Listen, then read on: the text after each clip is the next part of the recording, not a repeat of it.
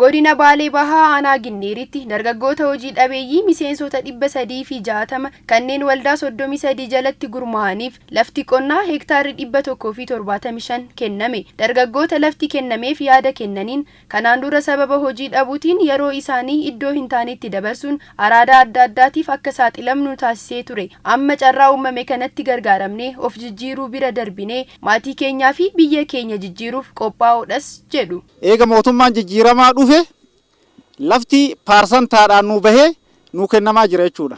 Kanaaf baay'ee itti gammanna. Lafa kanarraa argannee irraa jijjiiramnee obboleeyyan keenyaaf dabarsuudhaaf qophaa'aadha jechuudha.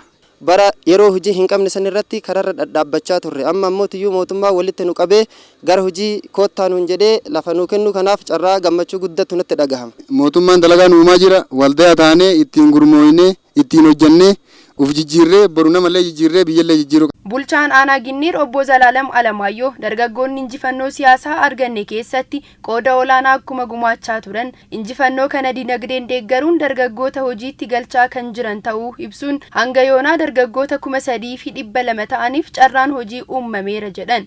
Lafti dargaggoota hojii dhabeeyyiif dabarfame kun abbootii qabeenyaa waliin mari'achuun lafa isaanii irraa harka 10 muruun dargaggoota kanaaf akka dabarfames dubbataniiru. Akka aanaa keenyatti waliigala bara kana keessatti waldaa naannoo 466 miseensa naannoo 3,700 ol dargaggeessa hojii dhabiyyee hojiitti galchuudhaaf karaa adda ta'een hojiin bal'aan hojjetamaa turee jira jechaadha. Keessattuu hojii dhaabbiidhaan, hojii yeroodhaan xiyyeeffannoon guddaan itti kennamee hojjetamaa tureera.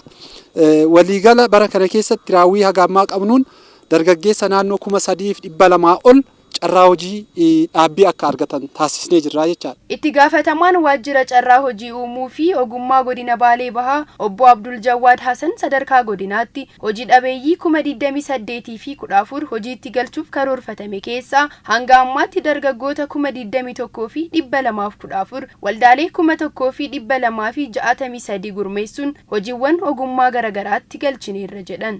Bara kana hojii dhabaa dargaggeessa 28 fi 14 hojiitti galchuudhaaf kan karoorfanne jechuudha. Raawwiin keenya gammaa 21 fi 214 jechuudha. Hangarraa parsantii 87 waggarraa parsantii 75.5 irraa kan jiru ta'uu isaati jechuudha.